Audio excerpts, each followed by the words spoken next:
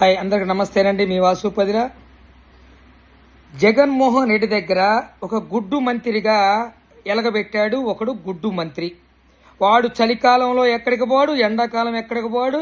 వాడు ఓన్లీ తాడేపల్లి ప్యాలెస్లో అంట్లు కడుక్కోవడానికి, జగన్మోహన్ రెడ్డి బాతులు గడకటానికి మాత్రమే పనిచేసినటువంటి గుడ్డు మంత్రి. అరే నువ్వేం మాట్లాడతావురా? మేము అడుగుతున్నాం. ఒక హోంమంత్రి గారిని పట్టుకొని దళిత మహిళ, అది కూడా దళిత మంత్రి గారిని, హోంమంత్రి గారిని పట్టుకొని నువ్వు మేకప్ అంటున్నావు, బాడీని షేమ్ చేస్తూ మాట్లాడుతున్నావురా కోడిగుడ్డు. మీ ఇంట్లో ఆడవాళ్ళు లేరురా? అసలు అదంతా ఎందుకు? జగన్మోహన్ రెడ్డి గారి సతీమణి భారతిరెడ్డి గారు లేరా? రోజా లేదా? మేము ఆడబిడ్డలందరినీ గౌరవించాలంటున్నాం. ఆడపిల్లలు రెడీ అయిపోతే దాన్ని బాడీ షేమ్ చేస్తావురా నువ్వు ముండాకోర్? ఎరా గుడ్డు పగిలిపోయిద్దిరా. ఒక దళిత సోదరిని పట్టుకొని మంత్రి గారిని ఏది పడితే అది మాట్లాడుతుంటే జగన్మోహన్ రెడ్డి తాడేపల్లి ప్యాలెస్లో దళిత మహిళలు అన్నాళ్లే అని వాడికి సన్మానాలు చేస్తాడు. ఇదే కోడిగుడ్డు మంత్రిని ఎలగబెట్టిన వాడిని జగన్మోహన్ రెడ్డి పిలిచి మందలించాలి కదా, మందలించడు. ఒక దళిత బిడ్డని ఈ వరదాన బాడీ షేమ్ చేస్తూ మాట్లాడుతుంటే పదవి పక్కన పెట్టండి, హోంమంత్రి అనేది పక్కన పెట్టండి, దళిత బిడ్డ కదా వీడు. అక్కడ పోటీ చేసి అత్యంత మెజార్టీతో ఓడిపోయి ఈ గుడ్డు మంత్రి మాజీ ఈరోజు ఆడబిడ్డ గురించి ఇలా మాట్లాడుతుంటే ఎంత బాధకర విషయం. మరి ఈ మేధావులు ఏం చేస్తున్నారు? ఒక దళిత బిడ్డని ఇలా మాట్లాడుతుంటే జగన్మోహన్ రెడ్డిని ఎందుకు క్వశ్చన్ చేయరు?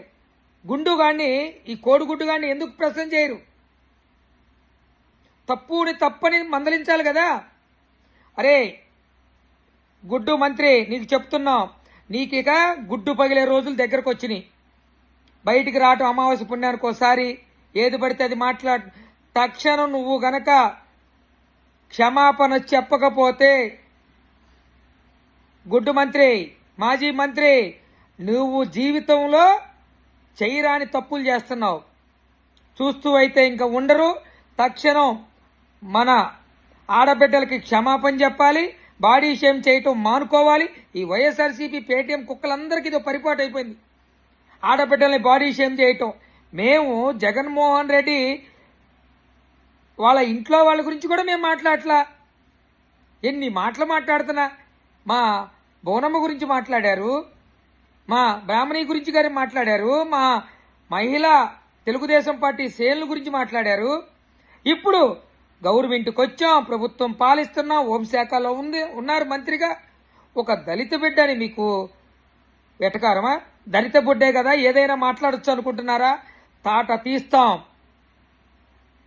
జగన్మోహన్ రెడ్డి తక్షణం రాష్ట్రంలో ఉన్న మహిళా మనులందరికీ జగన్మోహన్ రెడ్డి క్షమాపణ చెప్పాలి.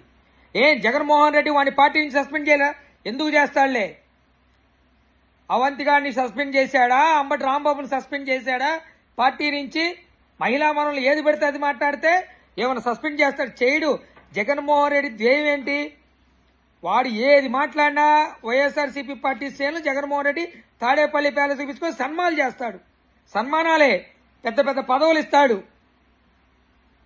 జగన్మోహన్ రెడ్డి గారికి కూడా చెప్తున్నాం, మీరు ఇలాంటి సాంప్రదాయాన్ని కంటిన్యూ చేస్తూ ఆడబిడ్డల్ని పదే పదే బాడీ షేమ్ చేసుకుంటూ వెళ్తే మీకొచ్చిన 11 కూడా ఒకటే అయిద్దని జగన్మోహన్ రెడ్డిని హెచ్చరిస్తూ తక్షణం మా హోంమంత్రికి క్షమాపణ చెప్పాలి జగన్మోహన్ రెడ్డి.